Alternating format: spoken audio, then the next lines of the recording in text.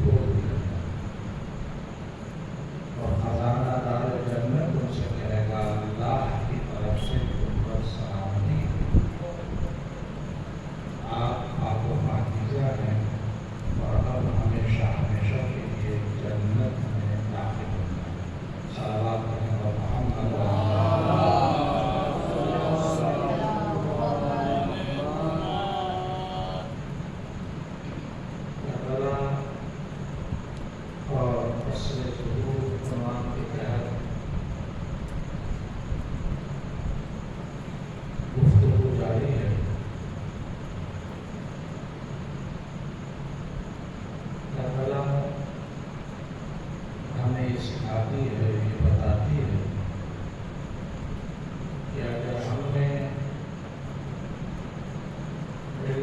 معرفت اور صبر و استقلال کے ساتھ کھلی آنکھوں کے ذریعے حقیقت بین نگاہوں کے ذریعے حق کا ساتھ نہیں دیا تو ہماری زندگی تباہ و برباد ہو سکتی ہے۔ بسا اوقات اچھائیوں کا لبادہ اوڑھ کر شیطان اور باطل صاحبان ایمان کے نزدیک آتا ہے تاکہ ان کے باعث سماج میں لغزش پیدا کر سکے۔ کربلا یہ درس دیتی ہے اور اس کا عام پیغام یہ ہے کہ حق اور صداقت کا راستہ مل جانا ایک بہت بڑی بات ہوتی ہے، لیکن فقط حق کا راستہ مل جانا یہ انسان کی کامیابی کی دلیل نہیں ہے، بلکہ کامیاب انسان وہ ہے جو حق کے راستے میں ہر طرح کی سہولتوں، مشکلات اور پریشانیوں سے گزر کر ہر طرح کی قربانی پیش کر کے اس جادہ مستقیم پر ثابت قدم رہتا ہے۔ ایسے لوگوں کی تعداد کم ہوتی ہے، بہت کم ہوتی ہے۔ دنیا کے سڑکوں پر کی طرف لپکنے والوں اور شیطان صفت افراد کے دھوکے میں آ جانے والوں کی تعداد بہت ہوتی ہے، لیکن وہ آنکھیں جو حق بین ہوتی ہیں، جو حقیقت کا ادراک کر سکتی ہیں، وہ بہت تھوڑے لوگ ہوتے ہیں۔ گویا کربلا نے ہمیں یہ ایک ابدی پیغام دیا ہے کہ اگر راستہ حق کا راستہ ہے، راستہ سچائی کا راستہ ہے، راستہ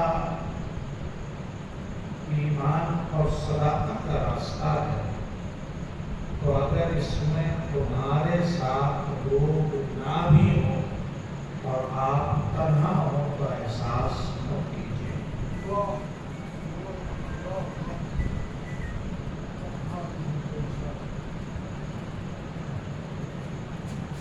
ذمہ داری یہ نہیں ہے کہ لوگ ساتھ دیں، کثرت ہمارے ساتھ ہو، اجتہاد ہمارے ساتھ ہو، ہجوم اور لوگ ہمارے ساتھ ہو، بلکہ مطلوب یہ ہے کہ ہم راہ حق پر گامزن، جیسا کہ امام خمینی عصر حاضر کے جید عالم دین جنہوں نے واقعہ دنیا کے گوشے گوشے میں حسینی کردار کو شناس کرایا ہے، جب آپ سے پوچھا گیا کہ اگر آپ پر سختیاں ہوگی، آپ کو پریشان کیا جائے گا، ملک بدر کر دیا گیا تھا نا، حق کی آواز اٹھانے کے گناہ میں، جرم میں، جب آدمی کو اپنے ملک سے دربدر کر دیا جائے تو آپ بتائیے رہنے کی کون سی جگہ؟ کہ اگر آپ اپنے وطن سے تو نکال دیے گئے، دوسری اور سرزمینیں، دوسرے اور ملک اور دوسرے اور لوگ آپ کو قبول کرنے سے انکار کرتے ہیں، پھر آپ کیا کریں گے؟ تو حضرت امام خمینی نے فرمایا کہ اگر زمین خدا پر میرے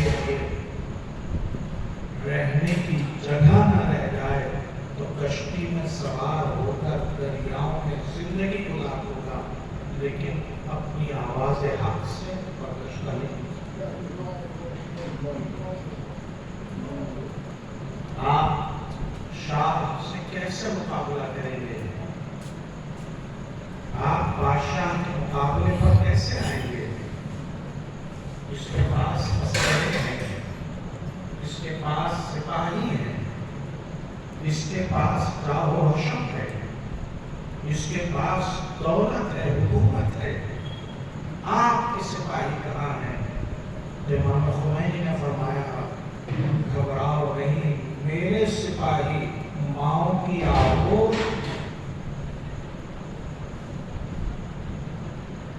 تو جس کو اس پر ایمان ہوتا ہے، جس کا اعتقاد اس کی طاقت پر ہوتا ہے، تو پہلے دن ہمارے کان میں مؤذن نے اذان دے کر اور اقامت دے کر ہمیں پہلی آواز یہ سکھائی ہے کہ اللہ اکبر، اللہ سب سے بڑا ہے۔ اور زندگی پر ہم یہ کلمہ اپنی زبان پر دہراتے رہتے ہیں۔ بخدا اگر اس معنی کا ہمیں ادراک ہو، اس پر ہمیں ایمان ہو، اسے ہم سمجھتے ہوں، اس پر ہم ثابت قدم ہو کہ وہ سب سے بڑا ہے، اس کی طاقت کے آگے کسی کی نہیں چلتی۔ بسا اوقات وقت کا نمرود جو دعویٰ خدائی کرتا ہے، اگر اللہ اس کو سزا دینے پر آ جائے تو وہ معمولی مچھر بھی اللہ کا سپاہی بن کر اس کی زندگی کا خاتمہ کر دیتا ہے۔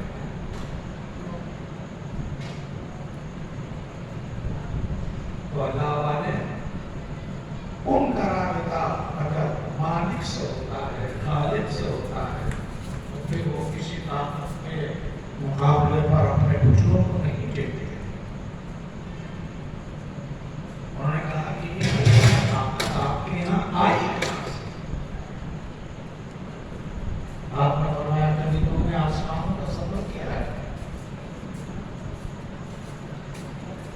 زمین پر بسنے والے افراد، یہاں کی بلڈنگیں، عمارتیں، اسلحے، جب آپ زمین پر ہوتے ہیں تو آپ کو کتنے بڑے دکھائی دیتے ہیں، جب کبھی زمین سے اٹھ کر بھی ان کی طرف نکالتی ہے۔ جتنا آدمی سر بلند ہوتا چلا جاتا ہے، زمینی حقیقتیں اس کے سامنے چھوٹی ہوتی ہیں۔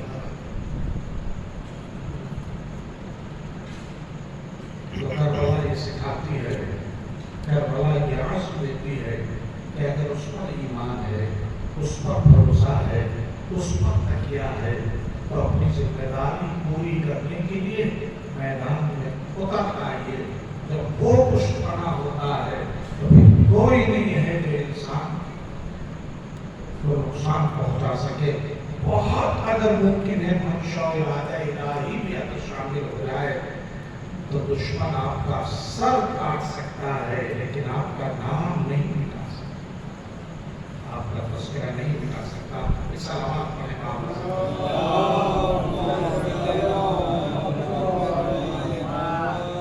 تو یہ تسلسل ہے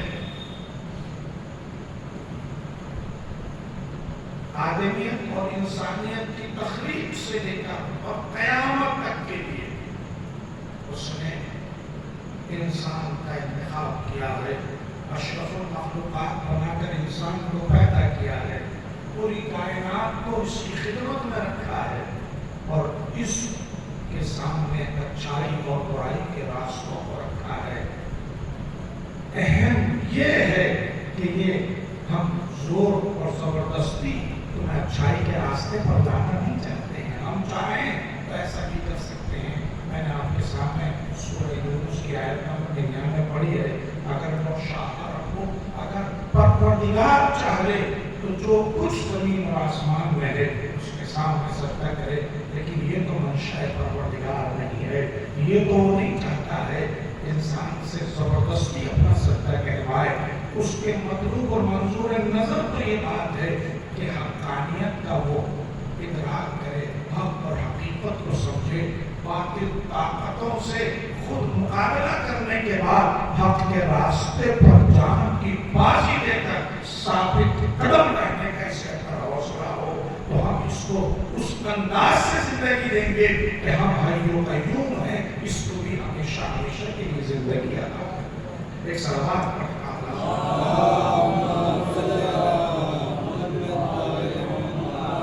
انتظام الہی ہے۔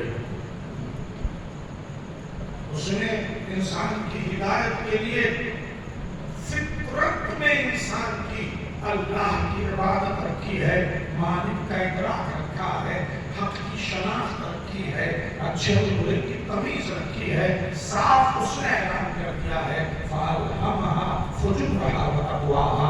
ہم نے انسان کو اچھے اور برے دونوں کا الہام کر دیا ہے۔ اب اس کے لیے ضروری یہ ہے کہ یہ کون سا راستہ اپناتا ہے اپنے اختیار کے ذریعے، اپنے انتخاب کے ذریعے، اور جو راستہ بھی اپنائے گا اگر اس میں غلط راستے کا انتخاب کیا ہے تو ہمیشہ ہمیشہ کے لیے اس کو جہنم کا ایندھن بنا دیں گے، لیکن اگر اس نے اچھائیوں کا راستہ اپنایا ہے تو اس کو جنت میں داخلہ دیں گے۔ میں آپ کے سامنے قرآن مجید کی چند آیتیں پیش کرنا چاہتا ہوں، ذرا اس انداز سے آپ غور فرمائیں۔ ایک صلوات پڑھیں آواز سے۔ اس نے جہاں ہر انسان کے دل و دماغ میں ہر انسان کے لیے اپنی حجت باطن کو رکھا ہے، عقل دے کر بھیجا ہے، جو تمیز کرتی ہے، جو شناخت کرتی ہے، جو پہچانتی ہے کہ اچھا راستہ کون سا ہے، برا راستہ کون سا ہے۔ ممکن ہی نہیں ہے اگر اللہ نے انسان کے ہدایت کے راستوں کو اس کے سامنے رکھا ہو تو وہ عقاب نہیں کر سکتا ہے، وہ عذاب نہیں کرتا ہے۔ ہر انسان کو یہ موقع فراہم کرتا ہے وہ، اور پھر اس نے یہ بھی رکھا ہے کہ زندگی میں کربلا بھی ہمیں سکھاتی ہے۔ ہم نے ایسے نمونے آپ کے سامنے گزشتہ اپنی تقاریر میں پیش کیے ہیں، کربلا بھی سکھاتی ہے کبھی راستہ طے کرتے ہوئے اگر قدم پھٹک جائیں، صراط حق سے انحراف ہو جائے تو بھٹکتے ہوئے آخر تک جانے کی ضرورت نہیں ہے۔ جب خیال آ جائے کہ غلط راستے پر ہے تو کربلا یہ سکھاتی ہے کہ جتنی جلدی ممکن ہو، جیسے ممکن ہو، باطل راستہ چھوڑ کر حق کے راستے پر آ جاؤ۔ وہ انتظار کر رہا ہوتا ہے میرا بندہ کب بھٹکے ہوئے راستے سے راہ مستقیم پر آتا ہے۔ ایک درود پڑھیں آواز سے۔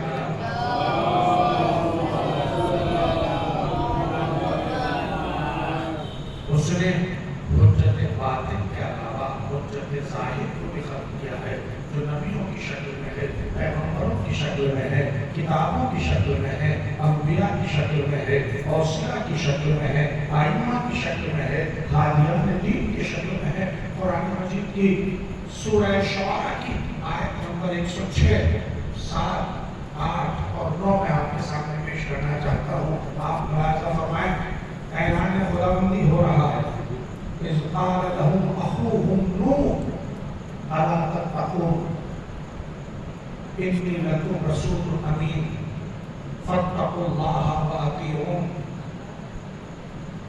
لا اسألکم علیہ اجرا ان اجریہ الا علی رب العالمین۔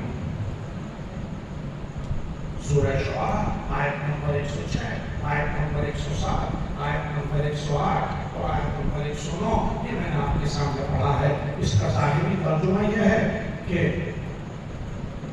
پہلے پیغمبر کا ذکر ہے، حضرت آدم کے بعد حضرت نوح کو آدم ثانی کہا جاتا ہے، یعنی ابھی سلسلہ نبوت کا آغاز ہوا ہے، ابھی ابتدائے کائنات ہے۔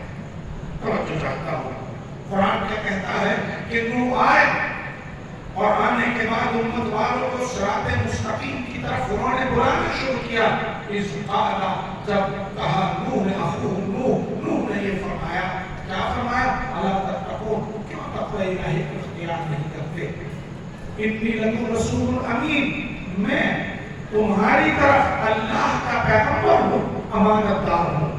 فاتقوا اللہ، اللہ کا تقوی اختیار کرو، واطیعون، اور میری اطاعت کرو۔ لا اسألکم علیہ من اجر، اور اپنی اس ہدایت کے سرے کے طور پر، اجر کے طور پر میں تم سے کچھ نہیں لیتا۔ ان اجریہ الا علی رب العالمین، میرا اجر پانے والے کے اوپر ہے۔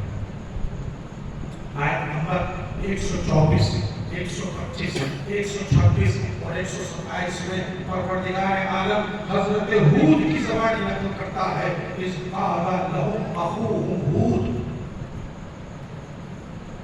قوم ہود کے پاس اللہ کے پیغمبر بن کے حضرت ہود آئے۔ قرآن مجید کی آیت ہے آپ کے سامنے پیش کر رہا ہوں، کسی خطیب کی خطابت نہیں ہے، شاعری نہیں ہے، تخیل نہیں ہے۔ نوح کے بعد ہود آئے، انہوں نے کہا الا تتقون، تم تقوی الہی کو حاصل کیوں نہیں کرتے ہو؟ انی لکم رسول امین، میں تمہاری طرف اللہ کا رسول ہوں، امین، امانت دار ہوں۔ فاتقوا اللہ واطیعون، اللہ کا تقوی اختیار کرو، واطیعون، میری اطاعت کرو۔ لا اسألکم علیہ من اجر ان اجریہ الا علی رب العالمین، میں تم سے اپنی زحمتوں کا کوئی اجر نہیں چاہتا، بس میں اللہ کی طرف سے پیغامبر ہوں، میسنجر ہوں، اس کی طرف سے میسج لے کر آیا ہوں، پیغام لے کر آیا ہوں، تم تک پہنچا رہا ہوں۔ ان اجریہ الا علی رب العالمین، میرا اجر پالنے والے کے اوپر ہے۔ آیت نمبر 142، 143، 144، 145 اسی سورت کی سورہ شعراء میں ارشاد ہوتا ہے، اذ قال لهم، جب ان سے فرمایا اخوہم صالح، ان کے بھائی صالح نے کیا فرمایا؟ الا تتقون، تقوی الہی کیوں نہیں اختیار کرتے؟ انی لکم رسول امین، میں تمہارے لیے اللہ کا رسول ہوں، امانت دار ہوں۔ فاتقوا اللہ واطیعون، اللہ کا تقوی اختیار کرو، واطیعون، میری اطاعت کرو۔ ما اسألکم علیہ من اجر، میں تم سے سوال ہی نہیں کرتا اپنی زحمتوں کے اجر کا، ان اجریہ الا علی رب العالمین، میرا اجر پالنے والے کے اوپر ہے۔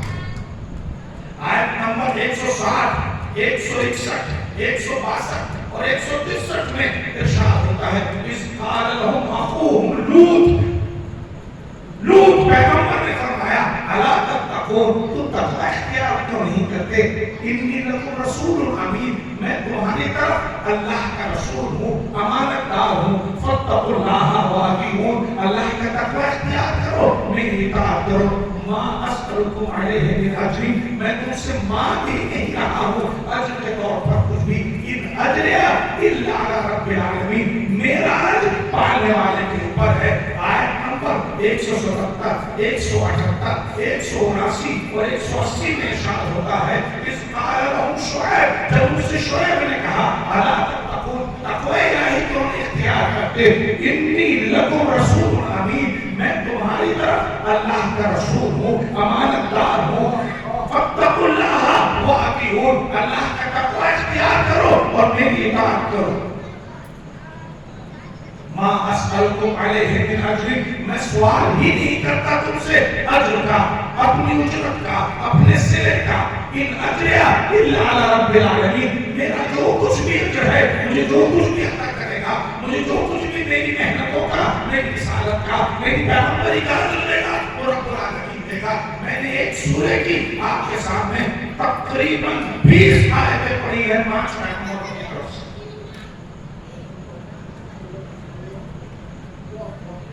کیوں پڑھی ہے میں آپ کے سامنے یہ آیتیں؟ کیوں میں نے تبرکن ہی صحیح لیکن ان آیتوں کو آپ کے سامنے ذکر کیا ہے؟ پہلے میرا ایک سوال ہے آپ حضرات سے، قرآن مجید کسی کی بھی طرف سے کوئی بات بغیر کہے نقل کر سکتا ہے؟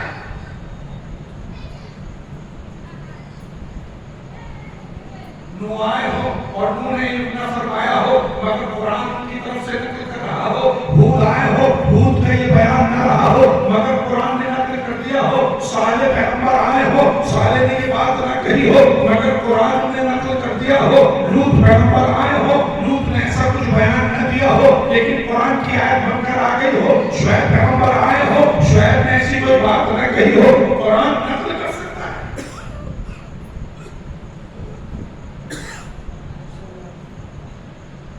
ایک نبی کا زمانہ حضرت نوح کا زمانہ ابتدائے خلقت کا زمانہ ہے،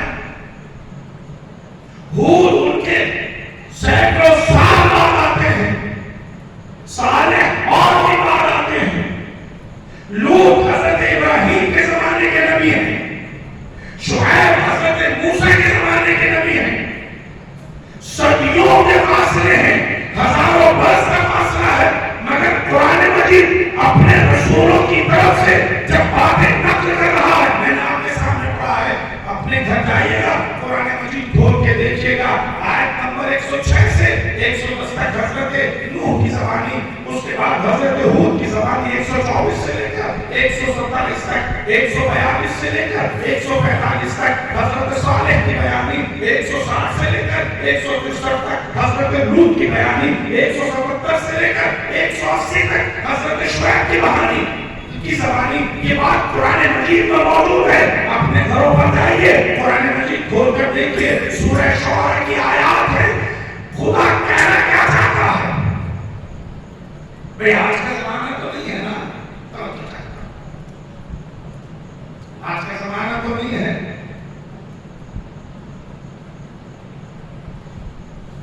کسی ایک خطیب کا بیان ہو، دوسرے خطیب نے اس کی کلپ سن لی، اس کو ایسے بیان خود پڑھ دیا. کسی کی ڈائری ہاتھ رکھ گئی، جو شعر کسی نے پڑھے تھے وہ دوسرے شاعر نے آ کے پڑھ دیے. سمجھ رہے ہیں؟ بھائی نیٹ کا تو بہت تھا نہیں، ڈائریاں تو پاس ہے نہیں، کیسے تو موجود ہے نہیں. آخر وہی کلمات جو حضرت نوح نے کہے تھے وہی حضرت ہود کی زبان پر ہے، وہی کلمات جو حضرت نوح نے ہود نے دہرائے تھے وہی حضرت صالح کہہ رہے ہیں، جو حضرت صالح فرما رہے ہیں وہی حضرت لوط کہہ رہے ہیں، جو حضرت لوط کہہ رہے ہیں وہی حضرت شعیب کہہ رہے ہیں. معاملہ کیا ہے؟ بات صرف اتنی سی ہے کہ ان کی باتوں میں جگانیت اس لیے ہے، یکسانیت اس لیے ہے، جو ایک کی زبان پر ہے وہی دوسرے کی زبان پر، جو دوسرے کی زبان پر ہے وہ تیسرے کی زبان پر، جو تیسرے کی زبان پر ہے وہی چوتھے کی زبان پر، جو چوتھے کی زبان پر ہے وہی پانچویں کی زبان پر. اس کا راز یہ ہے کہ پہلا جہاں سے پڑھ رہا ہے دوسرے کو بتانے والا بھی وہی ہے، تیسرے کو پڑھانے والا بھی وہی ہے، چوتھے کو تعلیم دینے والا بھی وہی ہے. یہ بھی لوہے محفوظ سے پڑھ رہے ہیں، یہ بھی لوہے محفوظ سے پڑھ رہے ہیں، وہ بھی لوہے محفوظ سے پڑھ رہے ہیں. بتائیے جناب، جب اس کی بارگاہ سے کوئی آتا ہے تو تمام آدمیوں کی بات ایک ہوتی ہے. اب اگر میں جاننا ہے کون اس کی طرف سے ہے، کنہیں یہاں والوں نے بنایا ہے، تو دیکھو وہ کون سی جماعت ہے جس کا قول ایک کا قول دوسرے کا قول ہے، دوسرے کا قول تیسرے کا قول ہے. جب ہم نے دیکھا تو پہچانا اولنا محمد، اوسطنا محمد، آخرنا محمد.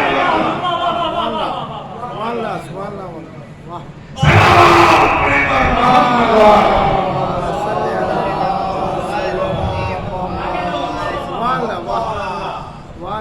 سب کا بیان ایک ہے، سب کا بیان ایک ہے. کیوں؟ اس لیے کہ جس نے نوح کو پیغمبر بنایا ہے، میسج دیا ہے، وہ بھی ذات پروردگار ہے. جس نے ہود کو اپنا علم دے کر بھیجا ہے وہ بھی ذات پروردگار ہے. جو صالح اگر انہوں نے اپنی طرف سے کچھ کہا ہوتا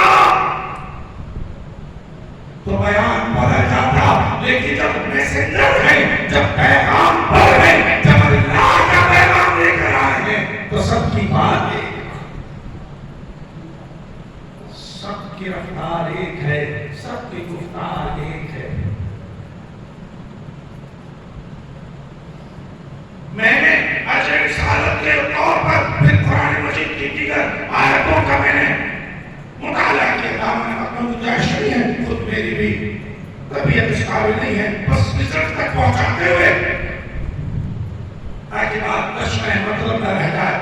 جب میں نے غور کیا تو مجھے معلوم ہوا اور دوسرے سوروں میں بھی حضرت ہود کی زبانی اسی طرح کا میسج پایا جاتا ہے، حضرت نوح کی زبانی اسی طرح کا میسج پایا جاتا ہے. خود سرکار دو عالم جو سرور انبیاء ہیں، جو خاتم النبیین ہیں، جو سارے نبیوں کے سردار ہیں، وہ بھی گواتے ہیں زندگی میں ہمیں دو طرح کے بیان ملے. سورہ فرقان، سورہ سعد، سورہ نام، یہ 3 سورے ہیں. آیت 90، 88 اور 77 میں جب نبی اپنے اجر کا ذکر کرتے ہیں تو جس طریقے سے حضرت ہود، حضرت نوح، حضرت صالح، حضرت شعیب، حضرت لوط کے قوم کی حکایت ہو رہی ہے، یہاں لفظ تھوڑا سا فرق کرتا ہے. یہ نہیں کہا کہ میرا رسول یہ کہتا ہے، بلکہ یہاں کلمہ کچھ اور، قل میرے حبیب کہیے.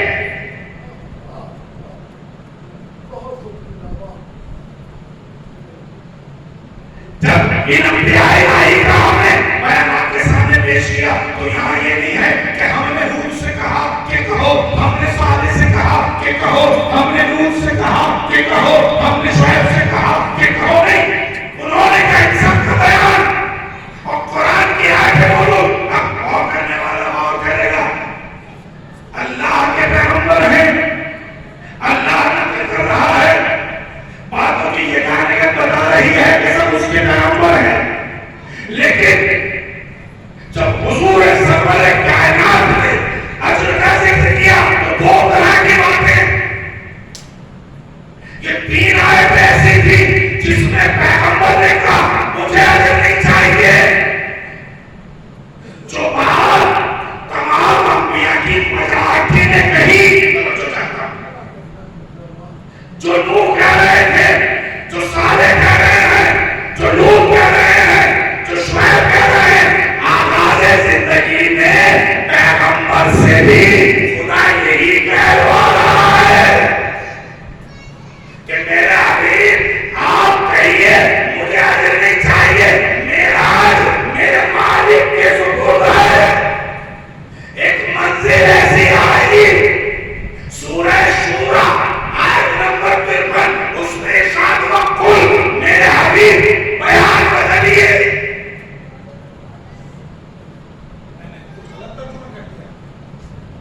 قل کہیے، پہلے کہا اجر نہیں چاہیے. زندگی تبلیغی حیات کے آغاز میں بیان کچھ اور ہے، لیکن بعد میں پیغمبر سے کہا، ایسے ہی آیت آ جاتی کہ میرے رسول نے کہا. نہیں، قل میرے حبیب کہیے، میں لفظوں کو بدل رہا ہوں. پیغمبر جو بیان تمام انبیاء کی طرح آپ پہلے دے چکے ہیں اس کو آپ چھوڑیے، اب بیان بدلیے. کیا کہیے؟ لا اسألکم علیہ اجرا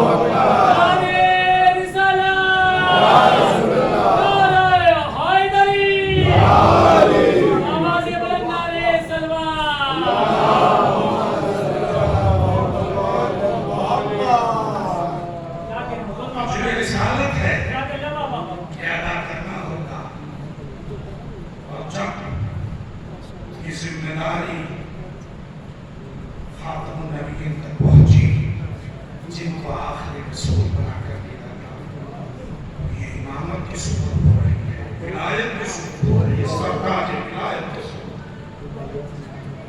اگر آپ نے یہ کام انجام نہ دیا تو آدم کی محنتیں ضائع ہو جائیں گی۔ نوح، ابراہیم، اسماعیل، اسحاق، موسیٰ، عیسیٰ، اگر یہ کام نہ کیا، اور جب اعلان ولایت ہو جاتا ہے تو اعلان ہوتا ہے اليوم اکملت لکم دینکم واتممت علیکم نعمتی ورضیت لکم الاسلام دینا۔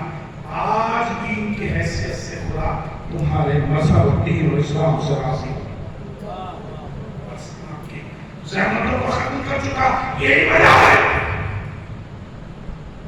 جب تکمیل مذہب کے بعد دشمن مذہب نے احکام اسلامی کو مٹانے چھاڑی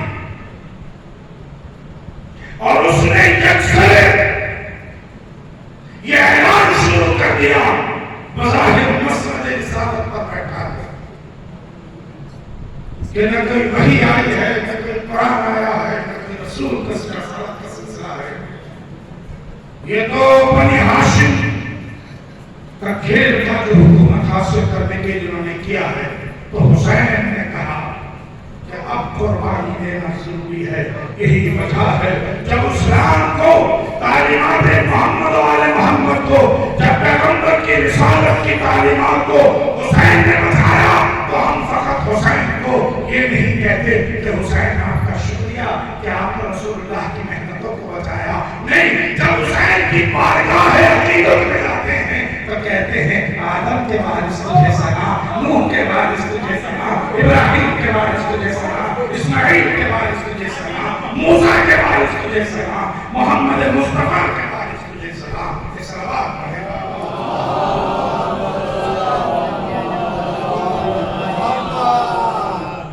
تو حسین نے کربلا میں تمام انبیاء کی زحمتوں کو بچایا ہے، تمام ہادیان دین، تمام اللہ کے نمائندوں کی زحمت کو بچایا ہے۔ یہ الگ بات ہے کہ حسین نے کیا قربانیاں دے کر یہ دین بچایا۔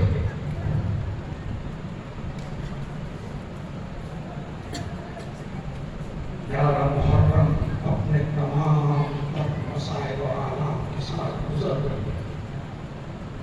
آپ کو معلوم ہے کربلا سے کوفہ ایک طویل راستہ ہے، لیکن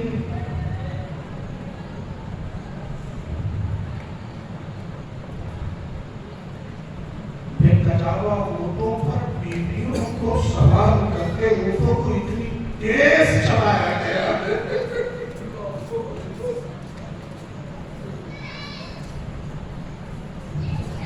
کہ آج رات کو بیویاں کوفے پہنچ گئی۔ مجھے نہیں معلوم سید سجاد نے کربلا کو کیسے عقیدہ کہا ہوگا، میں سوچ بھی نہیں سکتا زینب نے اپنے دل پہ کون سا پتھر رکھا ہوگا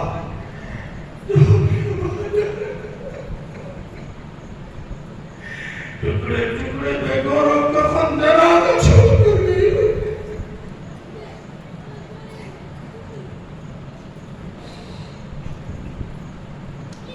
میری نگاہوں کے سامنے تو مسئلہ حرام کی سب سے بڑی مصیبت کا ہوا کرتے جب حسین آخری بار اہل حرم سے جدا ہو رہے ہیں،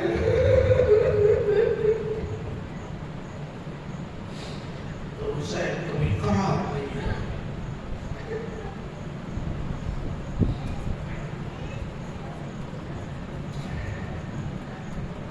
حسین کیسے رخصت ہوئے تھے بیویوں سے؟ نہ وہ بات آدمی ترک کر سکتا ہے اور نہ یہ سوچ سکتا ہے کہ کربلا کے رنگ میں शहादा के बेसर जनाजों को टुकड़े टुकड़े जनाजों को छोड़कर आया कैसे हाथ उठाए। अल्लामा मजलिसी ने अपनी किताब में लिखा है, हिकायत लिखी है, जब हमारे साथ का लश्कर कूफे से चला गया और करबला के अतराफ में बसने वाले लोगों को यह इल्म हो गया कि यहाँ जंग हुई थी और जालिम का लश्कर जा चुका है और अतराफ में बसने वाले लोगों का बयान है कि हम जनाजों की तरफ से आए, जनाजों की तरफ से गुजरे। अभी हम देख ही रहे कि कौन लोग हैं, किनको इतनी बेदर्दी से, किन्हें इतनी बेदर्दी से कत्ल कर दिया गया है। हमारी निगाहों में देखा कि दूर से एक शेर आता नजर आ रहा, शेर को आते देखा तो कहने लगे कि हमारी जान अपने सीनों में हंस होकर रह गई, कैसे ही इनका इतना जुल्म सितम हुआ है। भूख का शेर जनाजों की तरफ आएगा, अपना लुक़मा बनाएगा, हम डर के मारे झाड़ियों के पीछे छुप गए।